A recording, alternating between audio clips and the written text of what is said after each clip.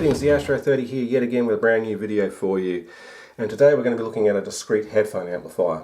Why? Because I think it's interesting.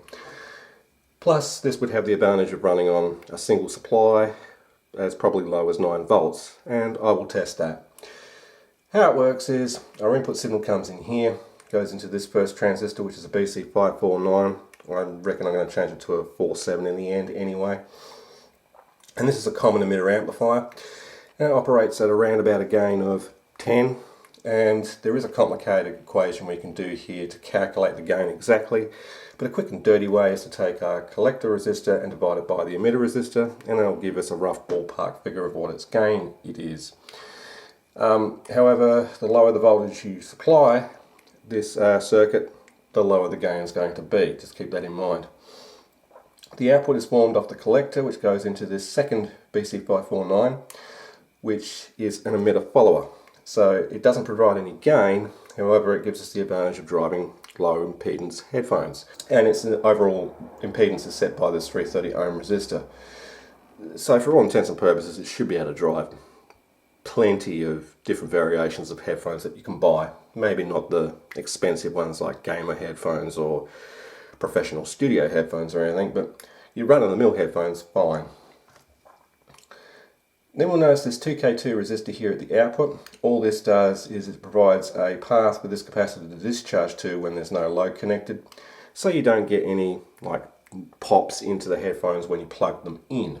Now, I don't think this transistor is going to be powerful enough to deliver the current to our headphones. I'm probably going to change that to a 337 in the end. But what I'm going to do is I'm going to build this up on some breadboard. We're going to test it out, see how it works. I'm going to test it unloaded first, and then I'm going to load it. Alright, let's get to building. Alright, so a short time later I got it built up, and I've got everything set up ready to test it. Currently the power supply is set to 9 volts. Connect it up. And we have absolutely no output. It's all noisy. If I disconnect the oscillator, it's trying to work, but yeah, it doesn't. You know why the oscillator's not even plugged in. Now it is. What a stupid rookie mistake. Let me just change the time base on the oscilloscope, so yeah, that looks a bit better. Yeah, okay, so it's clipping at 6.2 volt roughly thereabouts. So it's 600 millivolt roughly in, I'm getting 3.8 out, and that's only at 9.1 volt. But this is unloaded, mind you. I do have a 22 ohm 5 watt resistor sitting here on the desk. All I've got to do is connect him up to the output, and we'll see what sort of reduction, if any, we get. Well, we should get a reduction. Yeah, it dropped right off, and it also looks like it cannot function properly, so increase the voltage to 12 volt, and yeah, it's still not performing correctly. So it is bottoming out. So what I might do is I might swap out the output transistor to the 337, and I won't do that with it operating. I will remove the supply, put in the 337 in its place, if I can get it in there.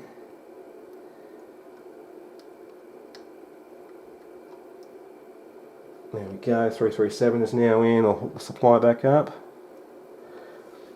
There we go, look at that. So the 559 cannot handle the current.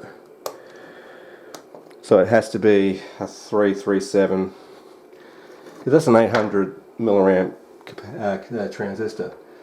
We're now getting 1.6 odd volt into the load, which mind you is moving around a bit. And now we don't have any output at all. That's alright, the output capacitor just got shorted. So I still don't have an output now. I think I've killed the transistor. Yay. Right, I got it working again, and it definitely does need a 100k first transistor base to ground resistor, otherwise it flat bottoms too early, and greater than 15 volts for any decent output. Now we're getting 2 volt roughly peak to peak, and that's around about 80 milliwatts into a 49 ohm load, because I have a 22 and a 27 ohm resistor respectively in series with each other, and that gives us roughly 49 ohms. And that BC337 is not getting hot in any way, it's only slightly warm to the touch. I put a 10k pot in series with the input there as a volume control because it was flat bottoming at 600 millivolts roughly input, so it was distorting a little bit early. Currently we're at 1 kilohertz. Now what I want to know is what our input sensitivity is at the moment. We're pushing in about 400 millivolts roughly to get our full 2 volt out. So if I swap that back to the output, there we go, 2 volt. And the reason it died before is there's something to do with this power supply connection that I'm using. So we can calculate roughly what the gain of this amplifier is into a 50 ohm load, we'll say. So we'll take our output voltage, which is 2 volts. It's 2000 in this case because we're dividing by, you could go 2 by 0.4, but 400, oops, that's the wrong button, equals a gain of 5, which is about right for a headphone amplifier. To verify that, we can go 2 divided by 0.4 and we get the exact same result. So we know this amplifier is operating at a gain of 5, which is not bad. We could lower the gain of the amplifier, hence increasing its input sensitivity by increasing the 1k resistor in the emitter of the first transistor, but I don't think I need to. What I need to do now is actually hook it up across a pair of headphones, well, one channel of a headphone, and see what sort of voltage output we get. And then I might do a frequency response test. I will say this 100 microfarad capacitor is probably going to be too low. It probably needs to be more like a 470 microfarad to get a decent bass response, but I'll figure it out as I go. Right, so it's going into, I think it's the left channel of my headphones, and I've got the volume control there right down, and it's too low of a volume for the oscilloscope settings to register.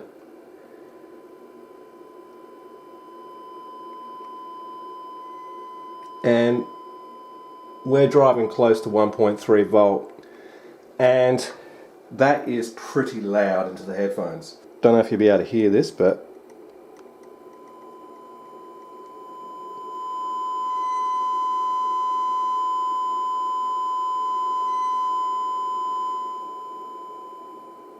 that is pretty loud. And I'm just wearing them, and that is quite ear-piercing to my ears at that voltage. And it's also annoying. So what I'll do is, one, I'll change the sensitivity of the scope so we can see the output wave. Yeah, that's probably about right. So currently we're pushing out about 130 millivolt roughly, so I'll increase that to roughly there. And I'll lower the frequency right down. Change our time base. Still seems to be remaining stable right down to 100 Hertz.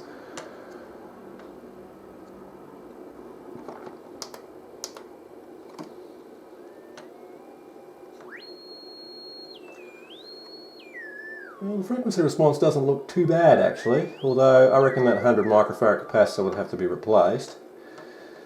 Now I just want to hear what 100 Hertz sounds like in my ear. It sounds a bit distorted. That's better. I can hear it. I don't know if you guys can, but yeah. Albeit my headphones keep rattling, so I'm going to probably put it at that voltage, and I'm going to go right down to 10 Hertz. I can hear it. This is not a very good oscillator, I must admit. So what am I on? I am on something, Prozac probably. About 44 Hertz.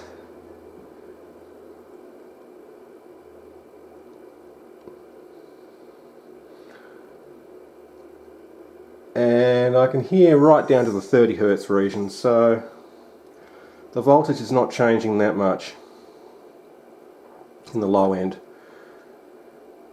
So it's producing bass. I also figured out why it keeps dying all the time. It's this negative connection lead post here is not great at that end. I'm at 156 Hertz. I'm just going to swap over to, I have no idea what that is, but we can see that the voltage didn't drop that much between the two settings. So to find out what that was, where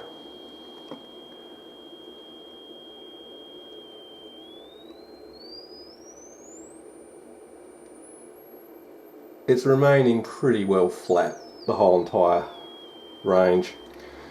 So the frequency response is pretty good. Alright, I've left it running for about 5 minutes. Seems alright, except the negative lead of the power supply keeps connecting and disconnecting, but that's alright. I would play music through it, but I doubt you'd hear anything. But I'm going to try. And currently it's drawing around about 0.1 of an amp, so about close to 100 mA, which is, it's alright, I suppose.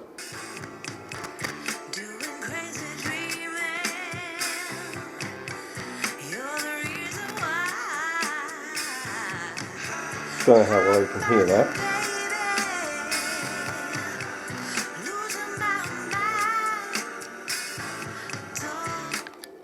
But it is working, so I might listen to it for a while and get back to you. Well, it sounded alright, all the frequencies were there. I even had the power supply down to about 4.5 volts before it started to distort.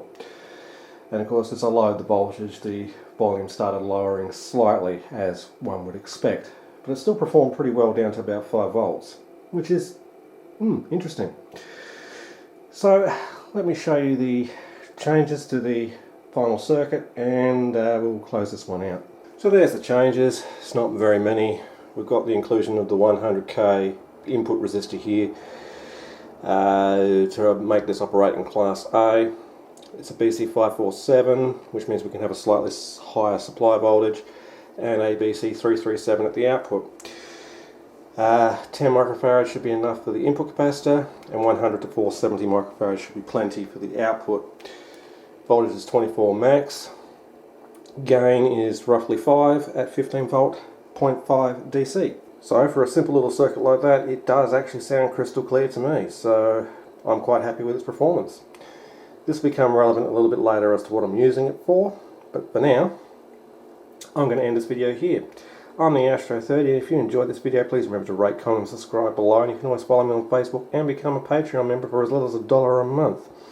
Anyway, this is the Astro 30 saying see ya, have a great day.